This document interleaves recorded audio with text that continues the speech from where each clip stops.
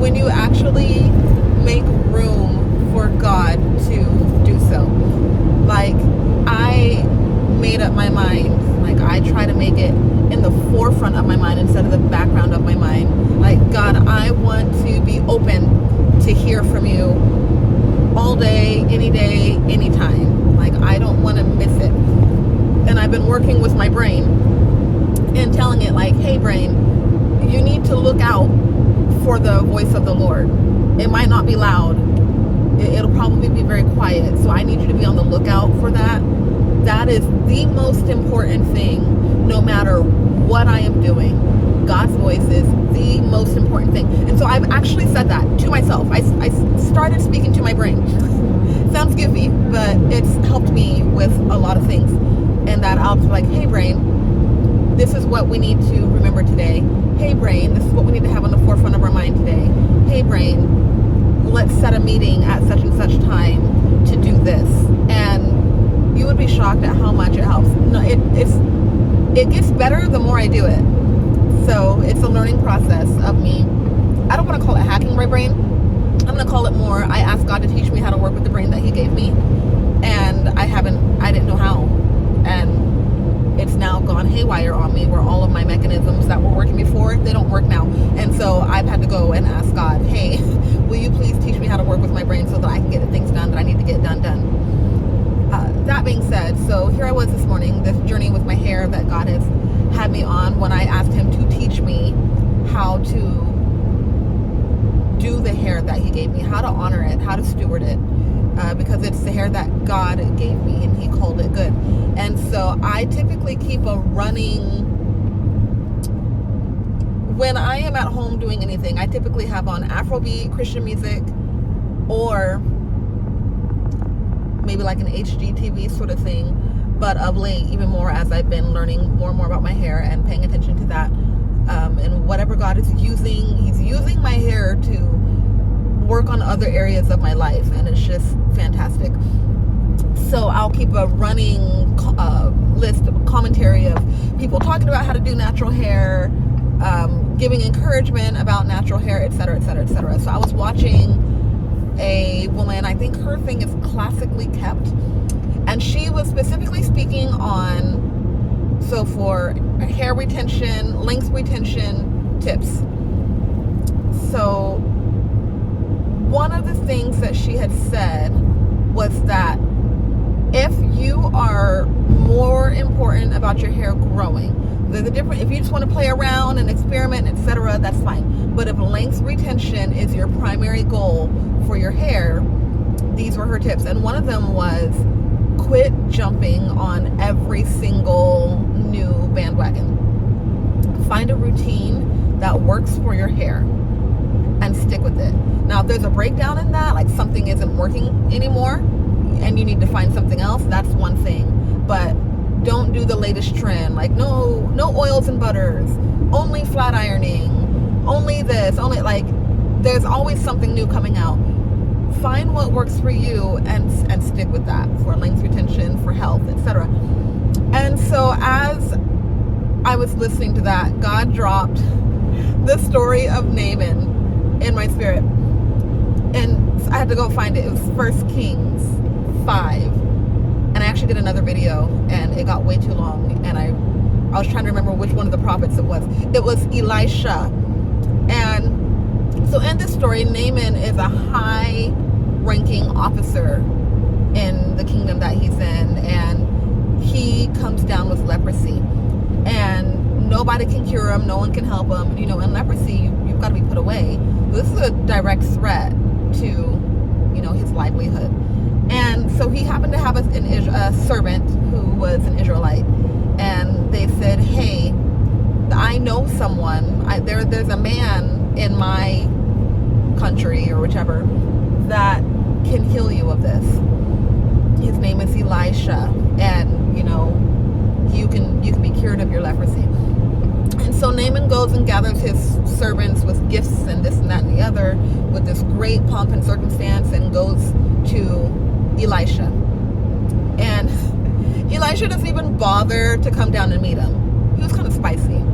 He he sends his servant and goes, yeah, tell him to go dip in the Jordan River 7 times and he'll be good. Like, all right, be on about your business. And Naaman was so insulted. He was like, do you not know who I am? Really? I could have given you great honor and this and that and the other, and you can't even be bothered to talk to me, and you want to go dip in that nasty old, dirty, stinking, disgusting river? No, absolutely not. So he goes off on his way in a huff.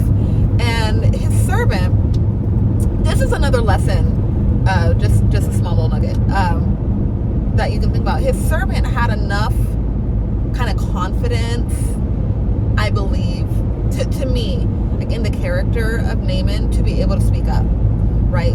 This showed me that Naaman must be teachable in a way. And I don't care how high of a leader you are, if you don't have a teachable spirit, you're not a leader. You're not a leader at all. At all. And so just remember that. You need to always be teachable, because if you're at the top and there's no one to, it's just you and you think you know everything, and there's no one that you will allow to point out the holes or the issues or the traps or the whatevers, because you're not down in it. I don't know. I think of it as God humbled himself. He didn't have to. And mind you, God doesn't need anyone to point out any holes or anything. But he wrapped himself in a human meat sack and came down. Everything God has done, God is not our servant, but God acts in like servitude to us. I want you to fully understand what I'm saying here. God is not our servant. God is not our errand boy. But he has like made it his business to provide for us, to teach us, to care for us, to love on us, like, and he does it with such kindness, right? He does it with such gentleness. We can make it to where he's got to, drag, when you have a 2-year-old kid who just refuses to come after you've told them to come 14 times, and now you got to go grab him by the hand and yank them along, and they're screaming because they want to stay in the park. But what they don't know is there's a rabid dog in the park and you're trying to save them. We can get to the point where we're like, God, I want you to keep us, but we don't listen. And so finally God's going to be like, hey, now I got to go drag you out of here, because I know your heart wants to be kept, but your actions are not actioning. But God does it in such a gentle, nice, loving way. Like, he provides for us. He serves us in that he provides us everything that we need.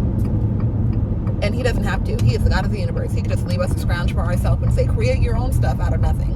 But he didn't. So again, the honor and respect and fear of the Lord, paramount, most important. But understand like how he came and he has served us. That is what we should be doing. That should be where we are in our heart. So that little nugget aside, his servant had the whatever to know, like, you know what, Naaman will listen. I don't think my life will be cut off, at least. Or maybe he said, maybe my life will die, but I love him so much that I'm going to do the best I can to get him to listen to reason. Because he could have just said, not my business, I just came here. So he says, Master, if Elisha had asked you to, go slay some dragons, go fight some wars, bring back the heads of giants, etc., etc., etc. I'm making up my own, but basically something along those lines, to do some great and valiant quest. Would you not have done it with no questions asked? But because it's the Jordan River, mind you, the Jordan River is dirty, nasty, like, it's gross. But he's like, what is it to you to just dip in the Jordan River 7 times, to wash yourself in the Jordan River 7 times? He's not asking much. Why are you trying to make it so that you have to do something majorly overcomplicated? You already have leprosy. You've already got a struggle. Why would you want it to be that much harder? Why not just take the easy road that has been given to you? You're mad because he didn't come out himself and heal you. You're mad because he didn't give you some valiant quests. All you got to do is dip in the river. And Naaman was like, you know what? Yeah, my pride and my position is not, my pride in my position and in who I am and etc. is not worth the fact that I'm not going to cut off my nose to spite my own face. He might have ended up losing his nose. I'll go ahead and dip. I'll be undignified. I'll go ahead and dip. And voila, he's cured of leprosy. Such a simple thing. Such a simple thing. And God kind of showed me, like, yeah, some of y'all, some of us black people, some of us type 4 hair girlies, and guys, I would say, if they're trying to, do whatever with their hair, but typically it's not so huge on the men. We give men a lot more leverage than we give our own women. But you make it so complicated when it doesn't have to be much. And I remember there's a man in YouTube, his name is Narada, I believe, and he cracks me up. Nobody can tell him that he does not know how to do natural hair, and that's all he does. He does natural hair, natural hairstyles. He doesn't perm, he doesn't do wigs, it's just dealing with our hair and our texture and taking care of it. Like, that's it. Twist outs, braid outs, twisted styles, braided, whatever, that's what he does. And I remember there's a video where he's like, y'all, it's not that complicated. All you need to do, he's like, you need to moisturize, hydrate, and seal. You can use water, a leave-in conditioner, and some grease. Or water, a leave-in conditioner, and like a butter, a shea butter, or whatever, if that's what y'all want, but I use grease. And at that time, my own whatever had been, it was pretty complicated. It was all these steps. I truly thought wash day had to be a whole day. It doesn't. It doesn't. At all. In any way, shape, form, or fashion. And I remember just looking at that video like, wait, I've got like 18 products that I'm trying to slap on and slather on and do all this stuff to it. And that's all it is. You'll wash your hair, either condition or deep condition it. And then after that, you just put in some leave-in conditioner and seal it with some grease or a butter. I have to use the grease because butters irritate my scalp. My hair loves it, but my scalp doesn't. So I had to learn how to make my own grease using an oil that doesn't irritate my scalp to work with my hair. And I was like, wow, you just simplified everything for me. It was so hard, and now it's not. Okay. And so anyway, I just found it absolutely crazy, where it's like, I just want to say, read your word. Okay, read the word of God, because he will use, it is a living word. It is a living word. And he will drop things in your spirit that you would never think of. I never in my mind would have thought the story of Naaman and leprosy to apply to my, like, what I was doing to my hair, how simple it had to be when I was trying to overcomplicate it. I think that some black women, it's almost like we think that we are unworthy of having our 4C, 4B, 4A, type 4 hair be a simple process because there's a whole background to it, or we're too good to have a simple process and we're just gonna cut off our nose and spite our own face because we've decided that we have to do the complicated. I don't know, it's one of the two. And I know for many years growing up in my hair, it was always about how difficult it is and the 14,000 step program to try to make your hair do what it needs to do. And my hair was getting worse and worse and worse. And now with my simplified process, and I like to use tea in my hair, hair tea, and I made a special hair oil using an oil that doesn't irritate my scalp. Those are my two little extra add-ons. I give myself a pre-poo treatment, which is a hot oil treatment. I can't pre-condition my hair. My hair doesn't like it. It likes hot oil treatment. So I do a hot oil treatment. I wash my hair. I've been just simply deep conditioning as opposed to conditioning because my hair is high porosity and does not like to hold on to moisture. So I'm working on rectifying some of that. Then I will use a hair tea to kind of spritz my hair just a little bit, and my scalp. It feels great on my scalp and it takes the irritation away from my scalp. It's got scalp healing stuff in it.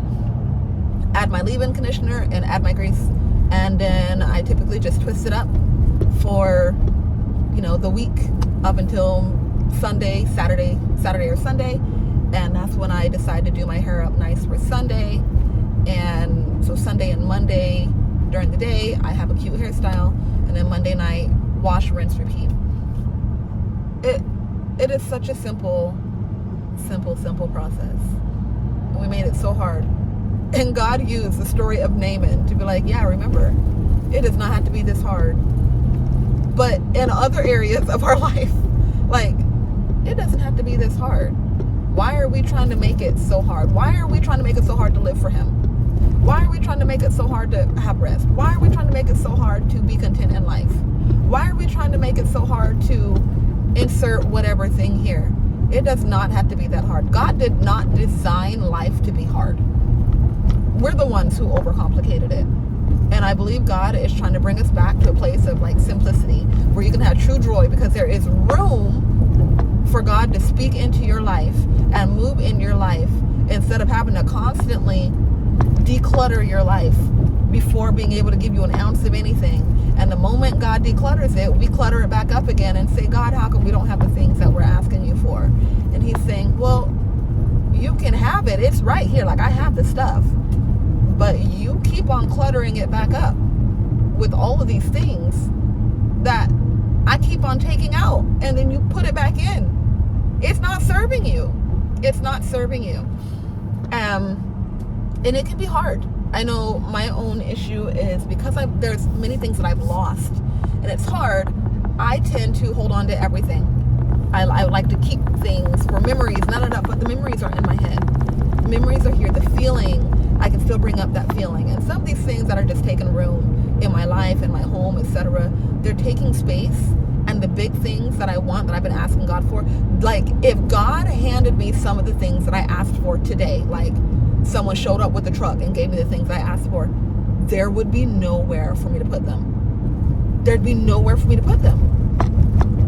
I would have to empty a bunch of stuff out, and then it would be the whole process of trying to get it all emptied out so I can move all that in, instead of there always being room and space for God to give me what I need. I don't mean just things, but I also mean spiritually.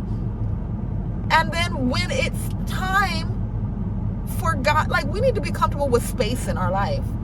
And then when it's time for that God wants to give something to us, the space is available for God to give it to us. And we're not trying to rush and get rid of this, or we're not feeling squeezed with the thing that we begged God for, that we didn't have room for. And he finally gave it to us because we were like the woman who just wouldn't stop asking. And he was like, oh my gosh, I'm tired of hearing this. Here, fine. And then we're like, oh God, I don't have room for this thing. And you can't even fully appreciate like what it is that he gave you because you never made room for it in your life. This doesn't just apply to hair. It applies to so many things. Anyway, all that to be said, God is so good, and it never ceases to amaze me.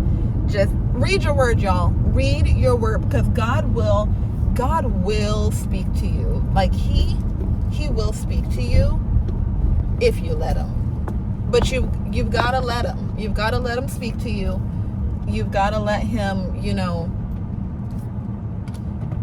you've got to leave room in your heart, in your mind, in your soul to let God do what it is that you're asking him to do. Some of the things God already has for you, and you're just not letting him, you're